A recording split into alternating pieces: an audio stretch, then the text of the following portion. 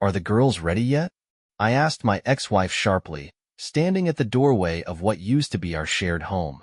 I was there to pick up my daughters, Emma and Sophia, now 13 and 12, for my precious weekend with them. Almost. How have you been, Liam? Megan responded with a tone that almost seemed sincere, though I didn't buy it for a second. I only get 2 days a month with them. Make sure they're ready on time, I barked, completely ignoring her attempt at conversation. I'm trying, Liam, but you know how it is with girls their age. Can't you cut them a little slack? She said, her words coated with that exasperating mix of pleading and fake patience. How have you been, anyway? I'll wait in the car, I shot back curtly, spinning on my heel and heading toward my vehicle. I heard her call after me, Liam, but I didn't turn around.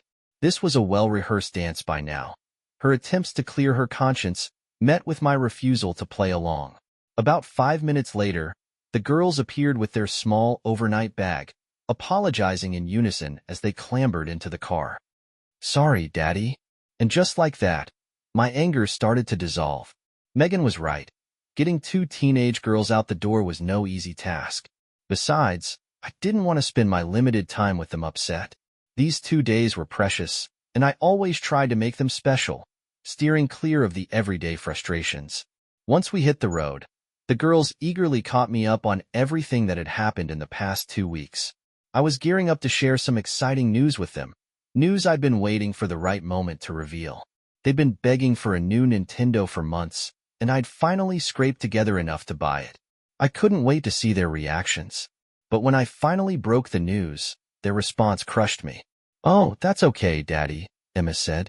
Daddy Ryan already got us one, with tons of games. My initial disappointment quickly gave way to a seething rage. Daddy Ryan. Damn him to hell. If I was already teetering on the edge of frustration, this pushed me right over. Let me give you some background on Daddy Ryan. Once upon a time, he was my best friend, someone I trusted implicitly. We'd known each other since high school. He wasn't a bad guy, steady job, good with money, and not into anything shady. He just hadn't found the right person to settle down with. My kids used to call him Uncle Ryan, and my wife's best friend, Chloe, was practically family too. From the outside, our lives looked solid. Then came the bombshell. One Friday, Megan sent the kids to stay elsewhere for the weekend.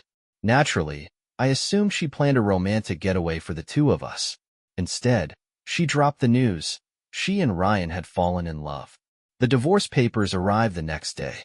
She swore up and down they hadn't slept together before this. Not that I believed her, or even cared at that point. That very night, she stayed at Ryan's place and told me to leave. I refused, only to be blindsided by a court order kicking me out of my own home. There were no allegations of abuse or misconduct, just a judge granting her temporary custody in the house, leaving me with nothing. I fought hard at first, demanding full custody and a massive share of her income in alimony. But eventually, the grind wore me down. I gave up the fight, just keeping enough to survive. Child support wasn't an issue since our incomes were similar, but I was left living on the bare minimum while she thrived. Megan and Ryan got married 2 months after the ink dried on our divorce. My daughters, surprisingly, welcomed the transition. Ryan had been in their lives forever, so his presence as a stepdad wasn't confusing. They seemed happy with the dual household arrangement. I wasn't. From that point on, my communication with Megan was strictly about the kids.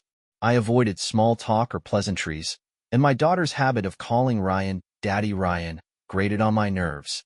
I tried to let it slide during our weekend together, but as I dropped them off at her house, my temper boiled over.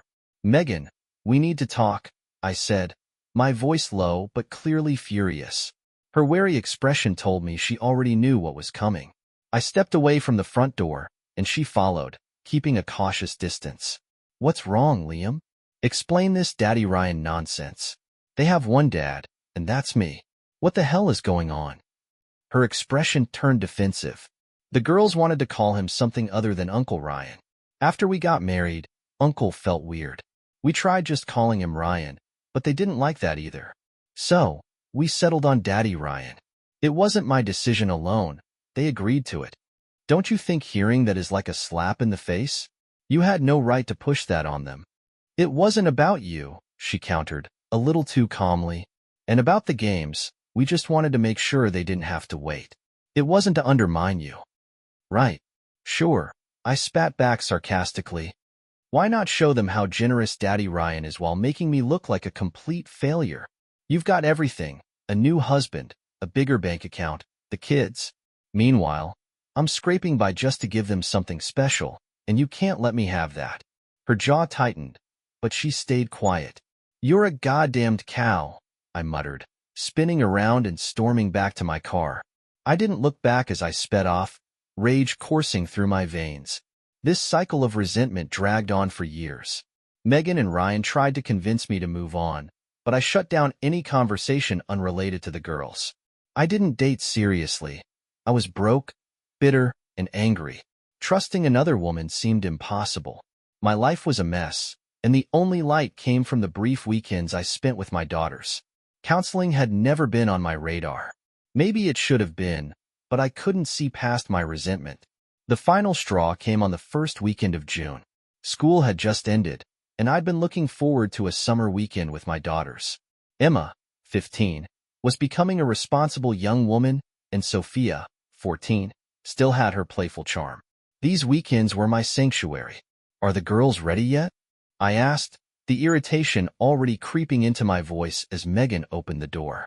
They're not here, Liam, she said hesitantly, her tone stiff. What do you mean, they're not here? I demanded, my frustration flaring instantly. They went to the beach with Finley for the week, she replied casually. They sent you a letter. And I replied to that letter, making it very clear this was my weekend. I shot back. Did you actually let them go? Megan shrugged. It's not my place to stop them. Of course, I muttered bitterly. Why miss another chance to mess things up? I turned away, fuming. Tell them I'll be here to talk when they get back, I said sharply over my shoulder. That week passed in a haze of anger and sadness. For days a month, that's all I got with them. And even that was now slipping away. By the time Friday rolled around, I was ready to confront the situation head-on. When I arrived, Megan and Ryan lingered in the kitchen, leaving me alone in the living room with Emma and Sophia. I struggled to stay calm. Mom said you wanted to talk about our trip with Finley, Emma began cautiously. We sent you a letter. And I replied, I said firmly, saying it was my weekend, and I expected you to be here. Dad, we wanted to go, Emma said simply. I didn't ask for permission. What? I exclaimed, barely keeping my voice steady. You're not even 16. You need permission for things like this. Mom said it was fine as long as I let you know, Emma replied, her tone unnervingly calm. And you thought a letter was enough? I shot back. Dad, I'm 15, Emma said with a sigh. We're not little kids anymore. We want to do things with our friends. I thought you'd understand.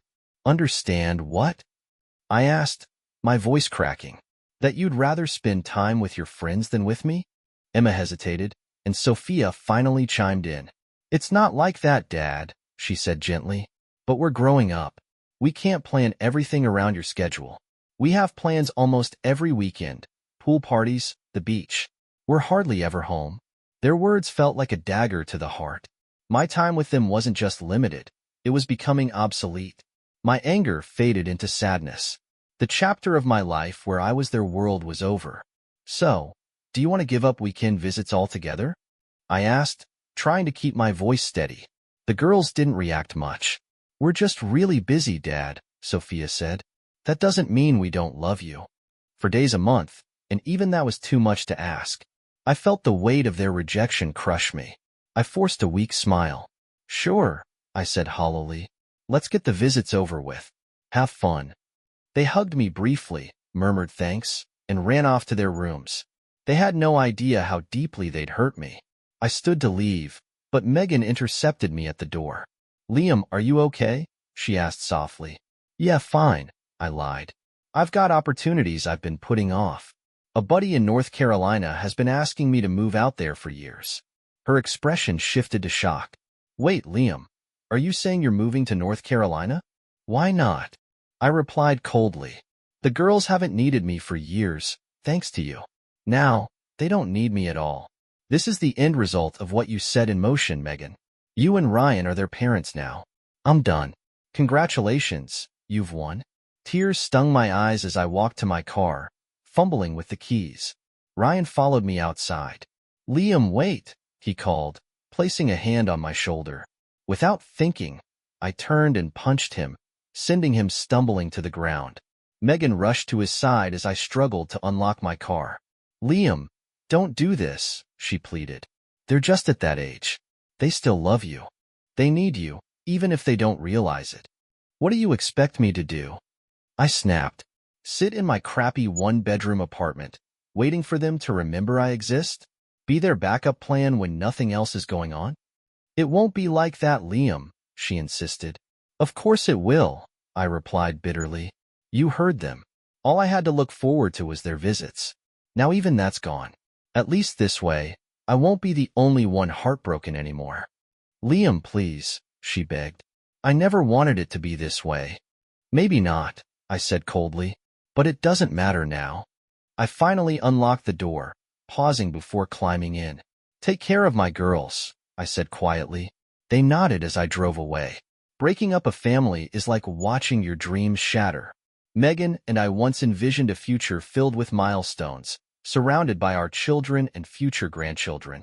Now, even the thought of graduations or weddings felt distant. Maybe, someday, I'd reconnect with my daughters. But for now, it felt like the end. I picked up my phone and called my friend Jack. North Carolina was waiting. The pay in Durham was better, and I made sure to continue paying child support, even though my daughters didn't seem to need it anymore. It wasn't about the money. It was about fulfilling my obligations, even as the emotional distance grew unbearable. I terminated my lease, packed my car, and drove to North Carolina. Jack set me up in his home services business, where I handled repairs and pest control. The work kept me occupied, but the nights were brutal, and I turned to drinking to cope. Jack's frequent parties became a distraction, but my sadness clung to me, especially since I hadn't heard from Emma or Sophia in weeks. My drinking escalated. The nights blurred together. Drink, find someone at a party, wake up alone. I didn't bother learning their names, and over time, I couldn't remember faces. Labor Day, Halloween, and even a Veterans Day party passed in a haze. Jack's house was always full of laughter, but I was just going through the motions. Thanksgiving loomed, my first without the girls, and the loneliness was crushing. Jack invited me over, but I declined, unable to face a room full of strangers. Instead, I spent the day drinking in my hotel room. The next morning, I woke to missed calls and texts, including a cheerful Thanksgiving message from my daughters and a voicemail from Megan. Her message was unexpectedly tender. Liam, it's Megan. I know we haven't talked because I assumed that's what you wanted. But the holidays can be hard, and I wanted to check on you. The girls called you, but they don't realize you've moved. Please remember, they're still kids, and they love you very much. I'm sorry for how things turned out. Just let me know you're okay. Reluctantly, I texted her back. I'm alive, was all I wrote. It was easier than ignoring her entirely. But the weight of her words hung over me, and I grabbed another beer to drown the emotions. The weeks leading up to Christmas were even harder. Knowing I wouldn't spend the holidays with my daughters for the first time in years deepened my depression. Then the dreaded call came. Emma and Sophia left a voicemail about confirming our Christmas Eve plans. I took a couple of days to compose myself before calling back, but Megan beat me to it. Her voice on the voicemail was sharp. Liam, it's Megan. I hope you missed the girls' message and didn't ignore it. I told them you moved, and they're hurt. They always thought they could see you whenever, and now they know that's not true. I was going to suggest they fly to you, but I'm not comfortable with that anymore. Don't punish them because you're mad at me. Call me if you want to talk. Merry Christmas, Liam. Furious, I grabbed another beer and called her back, the alcohol fueling my anger. You goddamn cow, I slurred. You think you can threaten me about seeing my kids when I can't see them anyway? Liam, Megan said calmly, are you drunk? Yeah, pretty much, I admitted. And what's it to you? You've taken everything I lived for. What do you care? Liam, I care about you, she replied quietly, but you're drinking too much. It's not healthy. You care about me? I snapped. You showed how much you cared by cheating on me, leaving me, and letting the kids leave me too. Liam, I didn't do that, she protested. You sent them away on my weekend, so they'd never see me. My voice rose with every word. You're a lying, manipulative, cheating strumpet. She sighed. Liam, I know you're drunk and angry. Let's talk when you've had less to drink. You're in no position to judge me. I yelled. You're the one who cheated. You left me for my best friend. I'm hanging up, Liam, she said firmly. Megan. But she was gone. Damn cow, I muttered before finishing my beer. I spent Christmas alone, mostly lying in bed. Sports on TV provided a distraction, but every reminder of the holiday made the emptiness worse.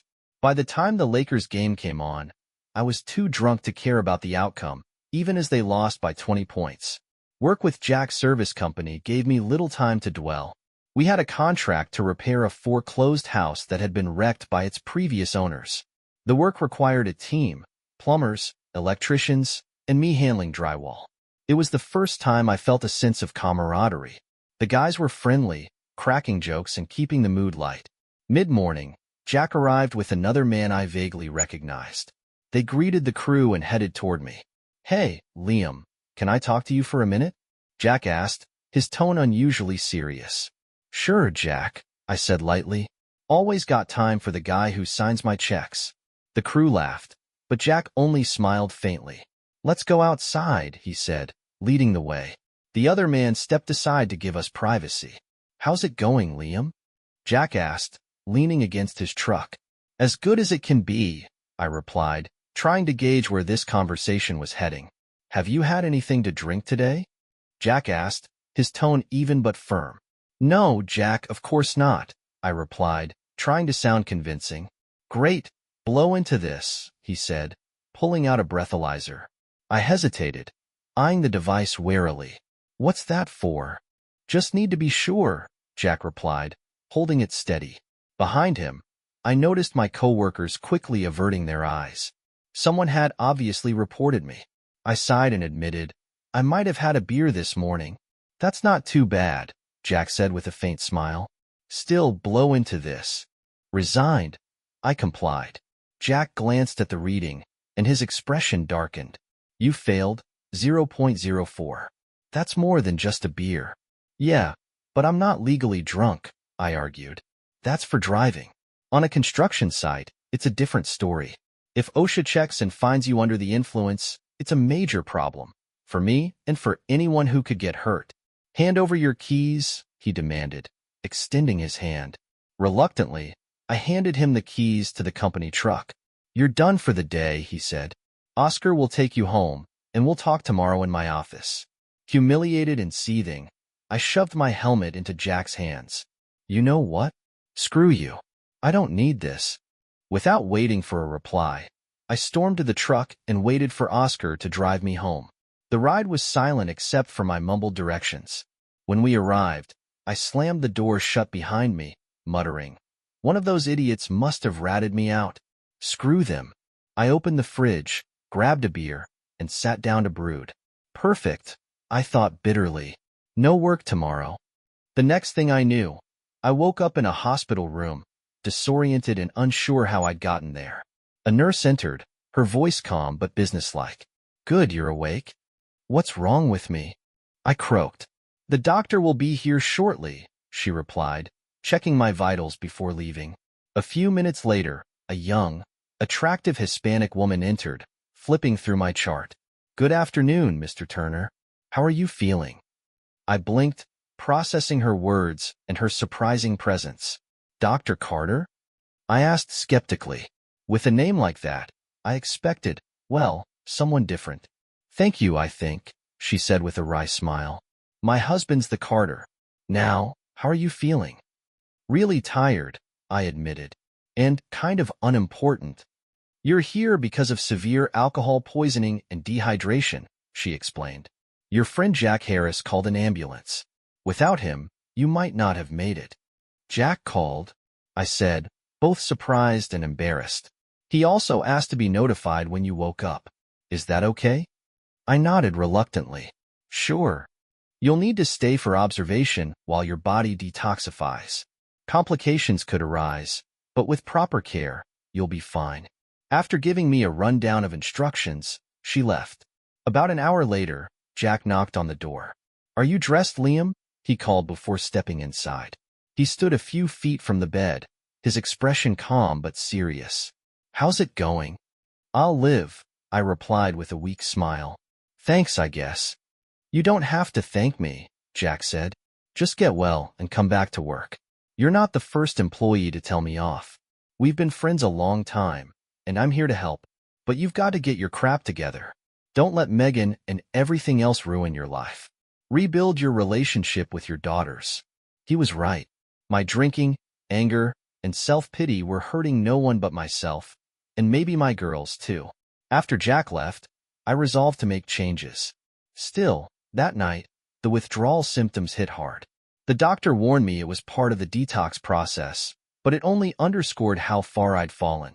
The next day, I checked out with referrals for counseling and rehab. I convinced myself I didn't need them, though.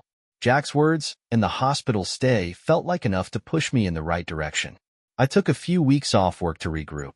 When I returned, I avoided alcohol at Jack's Martin Luther King Jr. Day party, sticking to soda. The monthly gatherings began to feel hollow. Drunken revelry no longer appealed to me. By February, I skipped the Valentine's Day party entirely, opting for a quiet dinner instead. On the 1st of March, my life unexpectedly shifted. While running errands one Saturday, I saw a woman stumble on the sidewalk and twist her ankle. She had dark blonde curls and pale blue eyes that filled with tears as I approached. "Are you okay?" I asked, kneeling beside her.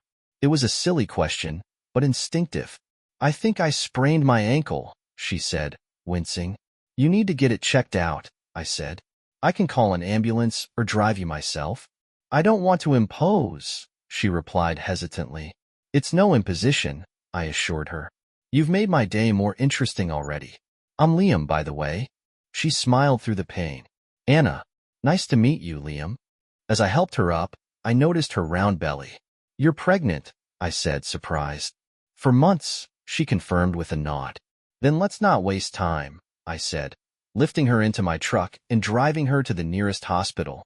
Inside, I got her a wheelchair and stayed until she was admitted. Anna was taken straight to her room at the hospital, and I waited in the lobby for hours, scrolling through my phone and playing games to pass the time. I assumed she'd call her husband or someone to pick her up, but no one came. Eventually, Anna emerged in a wheelchair, pushed by a nurse in light blue scrubs. She was discussing getting a cab, but the nurse seemed to know I'd been waiting. When Anna spotted me, her face lit up with a bright smile. The nurse nudged her toward me, and I helped her into my truck. "Thanks for waiting," she said as I climbed into the driver's seat. "I didn't expect you to still be here." "I was waiting for your husband," I admitted. "But when no one showed, I stayed." Anna hesitated before saying, "I don't have a husband. It's just me and my mom, and she's out of town." "Did you call her?" "No, she'd just worry and rush back." "I'll be fine. Could you give me a ride to my car?" I glanced at her bandaged ankle. "Anna, I don't think you can drive with that ankle." She sighed. "Oh, I didn't even think about that." "Let me take you to your house," I offered. "We can figure out how to get your car later." "That's very generous, Liam, but I've already taken up so much of your time." "I don't mind," I replied with a grin. "It beats sitting at home watching TV." She smiled, gave me directions, and I drove her home. Once there, I carried her from the truck to her front door. As I headed toward the couch, she stopped me. "Liam, I need the restroom first. Do you mind?" Following her directions, I placed her near the bathroom and waited nearby. While she was inside, I ordered an Uber to retrieve her car. When she came out on crutches, I helped her to the couch. "I need to pick up your car," I said. "It's illegal to park there overnight." "How are you going to do that?" she asked. "I ordered an Uber," I explained. "Can I borrow your keys?" Anna handed them over. "Thank you, Liam. You've done so much for me already." "It's no trouble," I said, stepping toward the door. "Anna, would you have dinner with me tonight?" She smiled warmly. "I'd love to, but I can't exactly go anywhere." "I'll grab something while picking up your car," I offered. "We can eat here." As I was about to leave, she spoke softly. "Liam?" Her tone was serious, and I turned back to see her somber expression. You remember I'm pregnant, right? Yes, Anna, I remember. It's just that a lot of men aren't interested in an instant family, she said hesitantly. I wanted to make sure you knew. Of course, I said gently.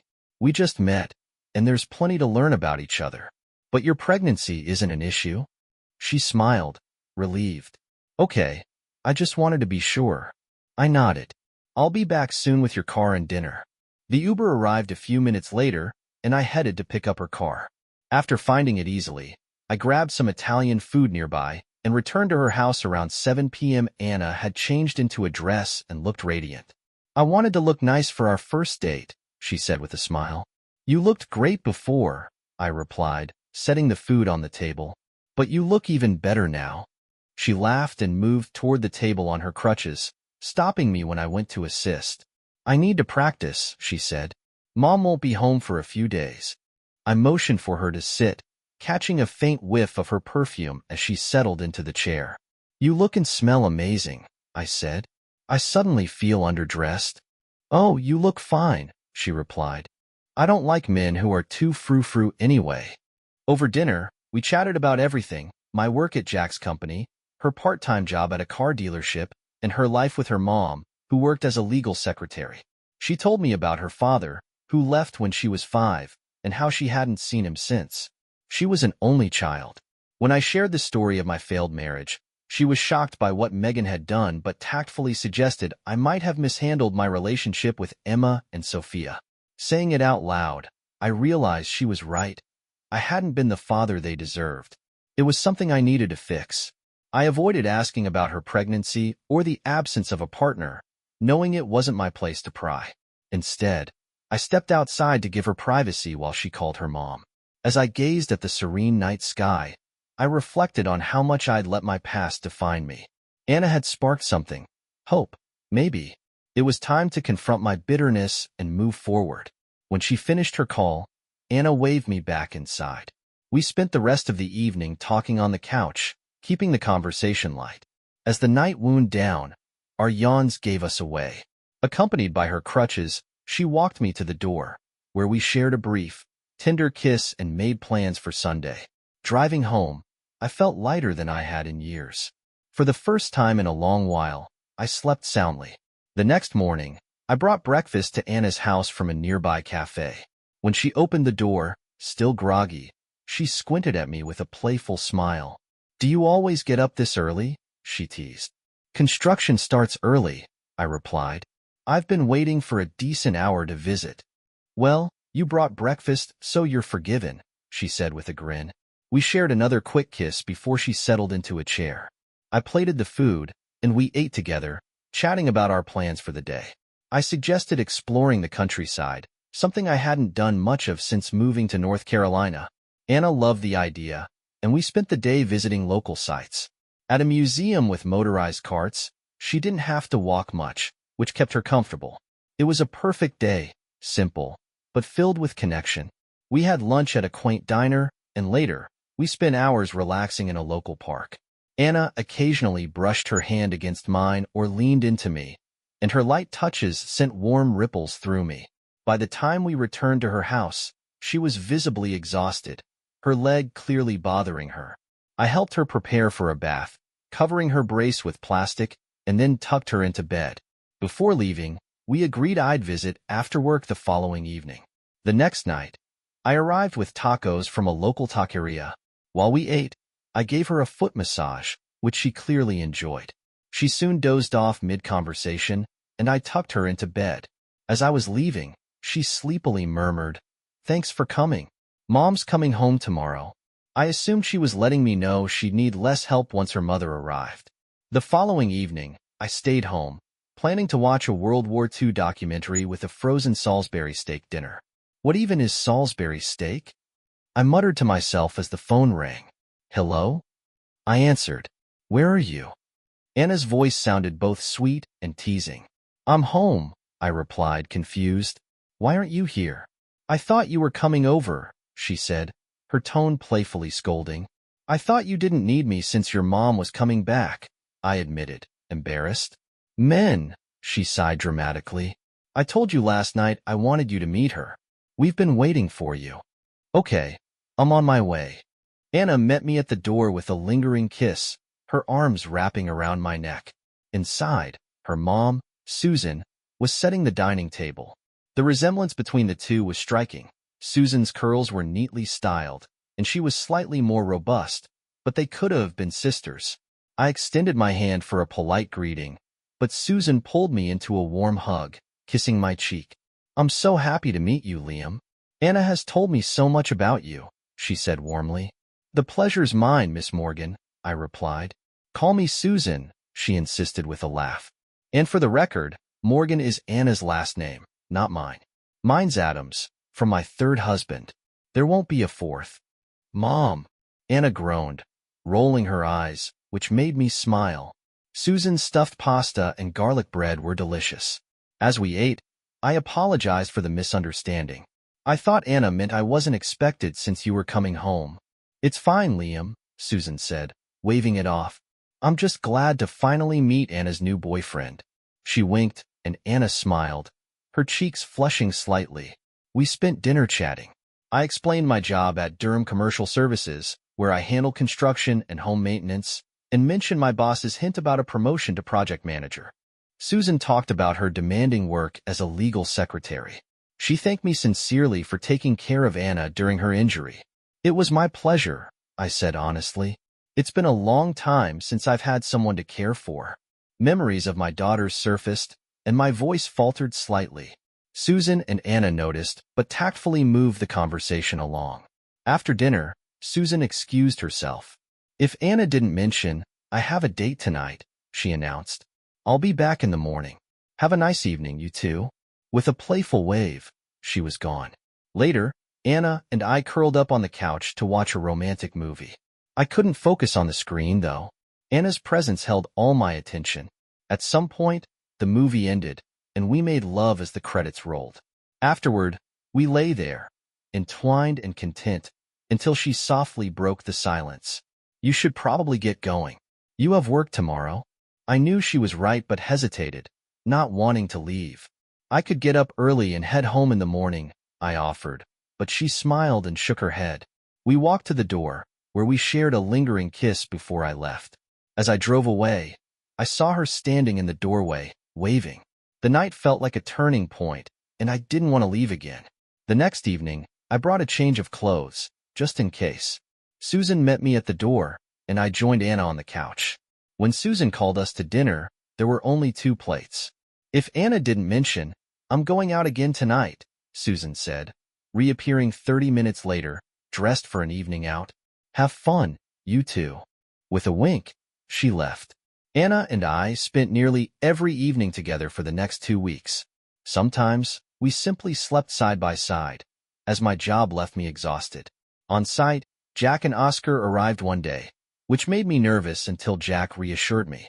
No trouble, Liam, Jack said as we stepped aside. I just wanted to check in. You've missed the last couple of parties, but I get it. I wanted to see how you're doing. I'm doing great, Jack, I replied, feeling genuinely positive. I've started seeing someone. That's great, he said with a smile. Any progress with the kids? I need some time off to fly down and see them, I admitted. Let me know when and for how long, Jack said. I'll make sure you're covered. That evening, I booked a flight for the following Tuesday. I wanted to surprise Emma and Sophia midweek, knowing weekends were often packed with their plans. Hoping to keep them overnight, I splurged on a nice hotel with 2 double beds. As the plane flew through the clouds, I thought about Anna, who had helped me book the flight and pack my bag. Her parting kiss lingered in my mind, filling me with hope as I prepared to reconnect with my daughters. Anna was getting around better, but I still carried her up the stairs to my apartment. For the first time, we made love in my bed, and it felt like a new level of connection between us. Later, I drove her back to her house before leaving for the airport. As I stood at the door, she hugged me tightly. I'm going to miss you, Liam, she said softly. Yep. I love you, I replied, watching her face shift with worry as she said she loved me for the first time. She needn't have worried. I gently lifted her chin to meet my eyes. I love you too, Anna would. I'll be back as soon as I can. Her radiant smile stayed with me through the flight to Austin. After landing, I grabbed a quick meal, checked into my hotel, and bought a few supplies. I planned to arrive at Megan's house around 5:15, assuming the girls would be home from school by then. When I pulled up to the house, Megan's Toyota and an old Nissan were in the driveway, but Ryan's car was missing. As I walked to the door, I knocked, and Megan answered almost immediately. She looked as beautiful as ever, but to my relief, I felt nothing for her beyond polite familiarity. "Liam!" she exclaimed, pulling me into a hug. "Oh my God, you're back. The girls will be so excited." "I haven't moved back," I said gently, stepping back. "I flew in to see the girls." Her face fell briefly, but she quickly recovered. "Oh, they're doing homework. I'll get them. Wait, did you want to talk first?" I nodded, and she closed the door behind me. Her expression grew serious as I took a deep breath. "Megan, I need to apologize for how I spoke to you on the phone. I was hurt and angry. And drunk," she added. "Yes," I admitted. "I wasn't in a good place. You didn't deserve that, and I'm sorry." She looked genuinely moved. "Thank you, Liam. I appreciate it. This hasn't been easy for anyone." "I'm only here until Sunday," I said. "I was hoping the girls could stay with me for a few days. Why not the whole time?" "I'll pack their things," she said with a smile. "Thank you, Megan. And tomorrow, after I take the girls to school, could we talk? Just us." She seemed pleased. "Of course. Tomorrow then." She went to fetch the girls, and within moments, they came rushing out, tackling me with hugs and apologies. "We're so sorry, Daddy. We missed you," they cried. I stopped them, holding their hands. "Girls, you don't need to apologize. What happened was my fault. I didn't handle things well." "But we could have been more thoughtful," Sophia said, her voice small. "Let's move forward, okay?" I said with a smile. "Your mom said you can stay with me until Sunday, so go pack your bags." Megan interrupted before they could protest about weekend plans. "Go on, girls. Get ready." After thanking Megan for rearranging her plans, I ensured the rental car had space for their luggage. We headed to the hotel, unpacked, and went to Texas Roadhouse for dinner. Sophia ordered a hearty steak and potato while Emma opted for a salad, earning her an exaggerated groan from me. "Sometimes you've got to live a little," I teased, and we all laughed. Back at the hotel, we caught up. Emma told me about her new boyfriend, Rob, showing me a picture of him. He seemed fine, but as a father, it was hard to see my little girl growing up. Later, while they worked on homework, I relaxed online, feeling grateful that my anger hadn't destroyed our bond. They caught me watching them a few times, and we exchanged smiles that warmed my heart. The next morning, I dropped them off at school before heading to Megan's house. She greeted me at the door and invited me to sit at the kitchen table, the same place she'd once told me she wanted a divorce. "Thanks for coming, Liam," she started. "Unless this is about the kids, I don't see the point," I replied, my tone clipped. "It's been 4 years, and we've never really talked," she said, her voice steady but soft. "I know I hurt you, and part of me still cared. I hoped your anger would fade, but it hasn't. Why?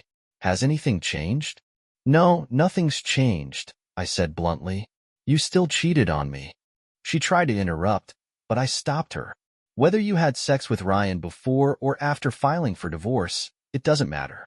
You lied to me about where you were, spent time with him, and let feelings develop that ended our marriage. You destroyed our family and left me struggling to see the girls 4 days a month while you got the financial stability and most of their time. Liam, I didn't marry Ryan for the money. We love each other," she said earnestly. "Good for you," I snapped. "But why should I be happy just because you are? I didn't divorce you to hurt you, Liam. It just happened." "Great," I said sarcastically. "Glad ruining my life didn't weigh on you too much." "See? You always twist things to make me the villain," she shot back, her frustration evident. "Whether you meant to or not, you knew this would happen," I said, my voice rising. "You opened yourself up to him. All those times you spent together. Wasn't that an attack on our marriage? You did nothing to stop it." Megan looked down, her expression unreadable. "I'm sorry you feel that way," she said quietly, "but that wasn't my intention." The silence between us was heavy, filled with the weight of everything left unsaid. I exhaled deeply, feeling some of my anger dissipate. "Let's just focus on what's best for the girls," I said finally. She nodded, and for the first time in years, we seemed to reach a fragile understanding. "If you think we can be friends, Megan, you're wrong," I said firmly. "I'll be polite when necessary, but that's it." Megan nodded, her face lined with regret. "You're right. I'm sorry, Liam. I was wrong. But isn't there a way for you to forgive me, even if you can't forget?" I fought to stay calm. "Megan, because of you and that idiot, I lived like a broke college student for years. I barely had enough to eat, living in a crappy apartment. You knew my income and where I lived. The rent was public on the website. You knew how much child support you were getting. It was simple math. But you didn't care to find out what kind of situation you left me in." She opened her mouth to speak, but thought better of it. I continued. "You had your life, your new husband, and your financial comfort. Who cared about me? The girls didn't say anything, so I figured you ignored it. I saved every penny for them, made sure my fridge was full when they visited, and bought things like that video game. Then you and Ryan bought it anyway, like it was nothing." "Liam, Megan's voice faltered. I cut her off. "If we have to be in the same place, just stay away from me." "Liam," she tried again, her tone pleading. "I didn't know it was that bad. I'm sorry." "You're right. I didn't think to ask. I assumed you'd say something if you needed help." "Yeah, because telling my ex-wife, who left me for my best friend, that I was struggling wouldn't be humiliating at all," I replied bitterly. Megan sighed deeply. "You're right," she admitted. "It was easier for me not to know. I felt guilty and told myself you were managing." She hesitated, her voice softening. "I hoped we could all be friends again someday, but I guess that was naive." "Very naive," I replied. "Let's focus on the girls. I'd like to work out summer visits and holidays." "Of course, Liam. I'll never keep them from you. As long as you're in a good place, we can work something out," she said, relieved. Despite the bitterness of the conversation, I was glad it was over. Megan's attempts to talk had been about easing her guilt, not mending fences. Still, we had an understanding now, and that was enough. I picked up the girls from school, and we headed to a mini-golf course. We laughed, played, and had a great time before heading back to the hotel. While they worked on homework, I ordered pizza. Over dinner, they asked about my life in North Carolina. I apologized again for my past behavior. Emma and Sophia reassured me they were happy to reconnect. Then Sophia teased, "Geez, Dad, you're almost done with us, and now you're starting over. That's another 18 years. You know you're almost 40, right?" We all laughed, and I joked about needing a modified wheelchair to keep up with a young kid. The banter felt effortless, a reminder of the bond we'd always shared. That night, I called Anna after the girls were asleep. We caught up, both expressing how much we missed each other. The rest of the visit passed similarly: dinner, bowling, mini-golf, and plenty of time to reconnect. The girls didn't seem to mind missing their plans with friends or the lake. On Sunday, I drove them home. At their insistence, I went inside to say goodbye to Megan. It took all my energy to stay civil, but I managed. I hadn't seen Ryan, which I assumed was deliberate. The flight home was bittersweet. I missed the girls already, but I was grateful everything had gone well. When I landed, I went straight to Anna's house. Susan opened the door with a smile and said, "She's waiting for you," before gesturing toward Anna's room. By June, I'd moved in with Anna and Susan. I was already there most nights, and when my lease ended, it made sense not to renew. I insisted on contributing to household expenses, and in mid-June, I brought my daughters to visit. They bonded with Anna instantly. Every night, Emma and Sophia excitedly recounted their adventures with her, asking when I would propose. I confided that I already had a ring and was waiting for the right moment. They loved being in on the secret. When the girls left at the end of June, there were tears on both sides. I hoped they could visit again before school started, but it wasn't guaranteed. The next planned visit was Thanksgiving, though work and Anna's approaching due date might complicate that. We celebrated the 4th of July at Jack's party. As we arrived, Jack greeted us warmly. For the first time, I realized he and Anna knew each other. "You didn't tell me you were dating Anna," Jack said. approaching me as I loaded food onto my plate. I didn't know it mattered, I replied. I didn't realize you two knew each other. She's a friend of a friend, Jack explained. She came to a few parties last year, including Halloween. He looked thoughtful, and I raised an eyebrow. What's going on, Jack? How far along is she? He asked. About 8 months. Why? Jack hesitated, his expression serious. Do you remember the Halloween party last year? Not much, I admitted. I was still drinking back then. Why? I asked, narrowing my eyes at Jack. I saw you go into a spare bedroom with Anna that night, he said. She was dressed as Wonder Woman. Dark wig, mask, the whole thing. I froze as fragments of that Halloween party resurfaced in my memory. Okay, let's say you're right. So what? Liam, Jack said cautiously, this could be your baby. His words hit me like a freight train. Anna and I hadn't discussed much about her past or the pregnancy. It had always felt like her story to tell, but now I needed answers. I set the food aside and found her sitting by herself. She noticed my expression and grew worried. Liam, what's wrong? She asked as I sat her down. Anna, I've never asked how you got pregnant, I began. I thought it was your business, but now I feel I need to know. Her brow furrowed. Why? Do you trust me, Liam? Completely with my life, I assured her. But please, just tell me what happened. She hesitated before starting. Ethan and I had been together for years, but he refused to commit. He left me for some 20-year-old blonde with enhancements. It was devastating. And then? I prompted gently. Some women act out to prove their desirability. I did the opposite. I withdrew completely, became depressed. My mom pushed me to get out, so I went with friends to Jack's Halloween party. I'd met Jack a few times but didn't really know him. My friends told him what happened, and he let me tag along. What happened at the party? I didn't drink much, but I was tipsy. There was this guy. I was feeling vulnerable, and we ended up in one of the bedrooms. He's the father of my baby. Her voice faltered. I never wanted to tell you this, Liam. I placed a hand on hers. It's okay, Anna. I understand. But I need to ask, are you sure he's the father? Was there anyone else around that time? No, Liam, she said firmly. Since Ethan, there's only been him and you. Do you remember what he looked like? I asked, pressing gently. He was taller than me and in good shape. We were all in costumes and masks, she said, her tone tinged with frustration. Why does it matter? Please, Anna, I said, leaning in. It's important. She sighed. He was dressed in a Scottish costume, a loose white shirt, kilt, beret, and toy bagpipes. I pulled up a photo on my phone and showed it to her. Did he look like this? Her eyes widened, and she shot to her feet. That's him. Liam, why do you have his picture? I took a deep breath. Babe, I needed to be sure before I said anything. Her eyes darted between the photo and me. Sure about what? Anna, the person in this picture, is me? Her mouth fell open as she collapsed back into the chair. What? She whispered. Jack took this picture of me at the party, I explained. Anna, I think the baby you're carrying is mine. She stared at me, then looked down at her belly and back up at me.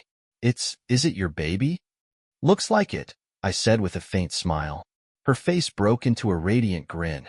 Oh my God, Liam, wishes really do come true. What? I asked, confused. Since I met you, I hoped this baby was yours. I know it didn't matter to you, and it's one of the reasons I love you so much. But I wanted it to be our baby in every way. And now it is. We embraced, overwhelmed by the revelation. A few weeks later, we got married at the courthouse, and shortly after, Anna gave birth to Isabella Susan Turner. After Anna recovered, we threw a big celebration. Susan surprised everyone by marrying a senior partner at her firm and retiring to travel the country in an RV, leaving us to build our life in North Carolina. In mid-June, Emma and Sophia visited for a week, bonding instantly with Anna. Every night, they excitedly told me about their adventures with her, even teasing me about proposing. I let them in on the secret. I'd already bought the ring. When the girls left, it was emotional for everyone, but we promised to reunite soon. With no strong ties to North Carolina other than my job, Anna and I decided to move to Texas to be closer to my daughters. Thanks to the experience I'd gained working for Jack, I landed a higher-paying job that allowed Anna to stay home with our growing family. By the time we settled in Texas, Emma was starting college at UT, and Sophia was finishing high school. Both girls thrived, and I couldn't have been prouder. Megan and Ryan, however, seemed to be hitting a rough patch. Trust issues, perhaps. Part of me saw it as karma for how they started their relationship, though I didn't dwell on it. As for Jack, he remained a bachelor, his parties continuing to be a hub for new faces and old friends. It was strange to think how much had changed since that fateful Halloween party. Life had brought me full circle, and for the first time in years, I felt truly content.